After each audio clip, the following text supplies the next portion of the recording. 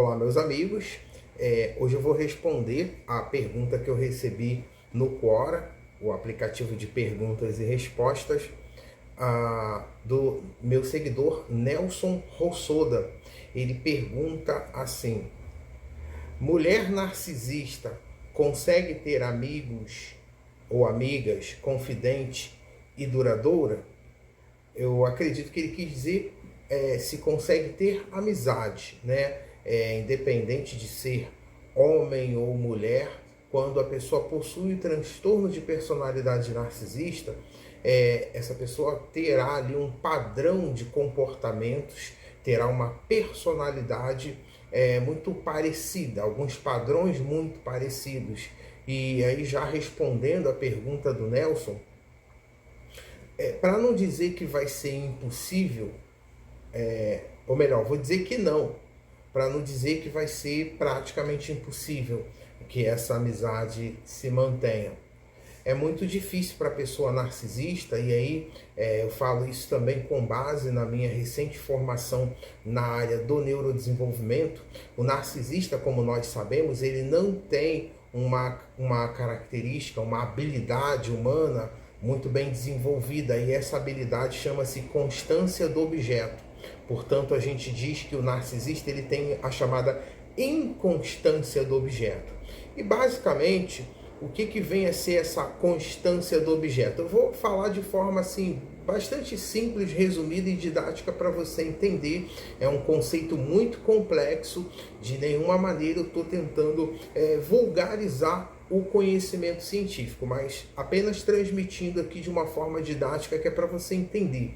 Eu acredito que tem pouca utilidade você assistir um vídeo e você sair sem entender o tema. Então, assim, quando a gente fala de constância do objeto, é aquela habilidade nossa de perceber que uma pessoa ela não mudou, ou melhor dizendo, perceber a nossa relação com o outro e a maneira como o outro está funcionando dentro de uma constância, né? Então, por exemplo, se eu tenho um amigo e eu encontro esse amigo num final de semana, e aí depois eu encontro esse mesmo amigo no próximo final de semana, eu terei uma ideia de constância, melhor dizendo, no funcionamento daquele amigo, né? Eu terei pouco ou nenhum motivo para achar que ele mudou completamente, né? O narcisista ele não tem isso. Então, assim, isso explica por que de muitos comportamentos e por que desse funcionamento bastante tumultuado por parte do narcisista.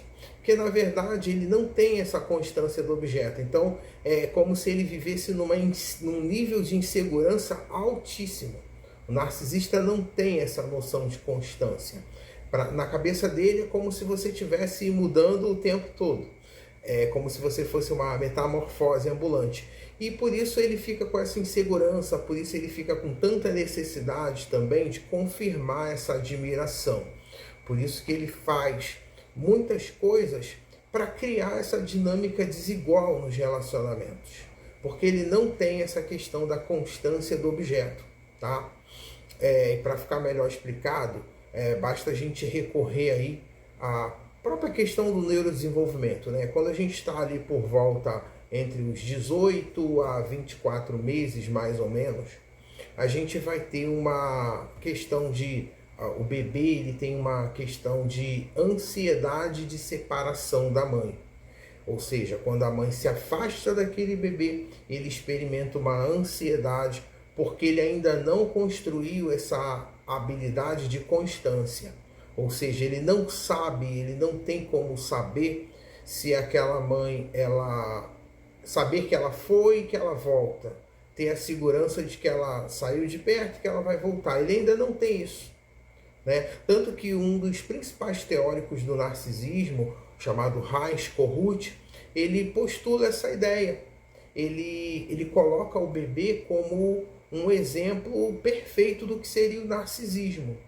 Claro, é um tanto radical, né, essa comparação, né, que o Heinz Kohut faz, mas faz algum sentido quando ele está tentando dizer, por exemplo, que um bebê ele vai ficar super acostumado a ser admirado, né? Todo mundo chega perto, sorri, né? Ele vive num contexto de muita admiração, ele não tem por que ter empatia ainda de outras pessoas, né? Então, assim, o Reich usa o bebê como um exemplo de um contexto narcísico, mas aí não pensando ou associando a transtorno, a patologia, mas apenas ele está pensando o narcisismo a partir dessa ótica. E faz muito sentido quando a gente olha para a questão da constância do objeto, né? O narcisista não possui essa constância aí. Então, nesse sentido, é como se ele tivesse, em alguns aspectos, preso àquele momento lá, de quando era bebê. Tanto é que pessoas narcisistas são extremamente imaturas. Isso explica essa imaturidade do narcisista. Isso explica por que o narcisista ele tem muitos comportamentos infantis, né? Eu já postei um conteúdo onde eu estava falando da chamada regressão emocional estratégica, que são aquelas táticas, né? Um conjunto de táticas onde o narcisista mostra uma certa infantilidade, brincadeirinhas de falar como criança, uma fala meio criançada, agir às vezes mesmo como criança. Então, assim, o narcisista faz isso.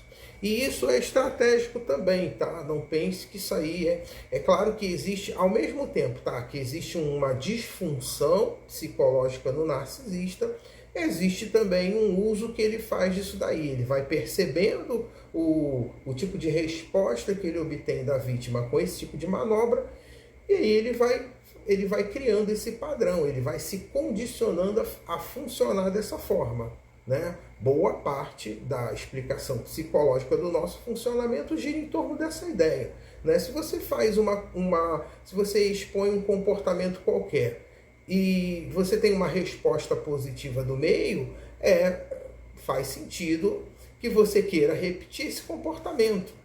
Isso é a boa parte daquilo que a área da psicologia comportamental chama de aprendizagem. A gente vai aprendendo a partir das respostas que a gente tem do meio. Então, se a gente faz algo e tem uma resposta positiva, a tendência é que a gente queira mais e mais e mais, né? Eu expliquei, inclusive, num dos vídeos anteriores, que esse processo está na base da formação, por exemplo, de alguns vícios, né? Circuito de recompensa, liberação da dopamina, né? A sensação do prazer, que também está ligado de muitas formas ao narcisismo, e eu estou sempre trazendo essa temática. Então, para responder a pergunta do Nelson aqui, já que a gente expôs essas ideias aqui, é claro que a pessoa narcisista, ela vai ter muita dificuldade, por esse motivo aí. Tá? Por isso que o narcisismo ele é um transtorno que ele vai comprometer as relações do sujeito. O sujeito vai ter dificuldade para se relacionar, porque desde o começo lá do desenvolvimento da pessoa narcisista, ele já foi construindo essa dificuldade de ter empatia.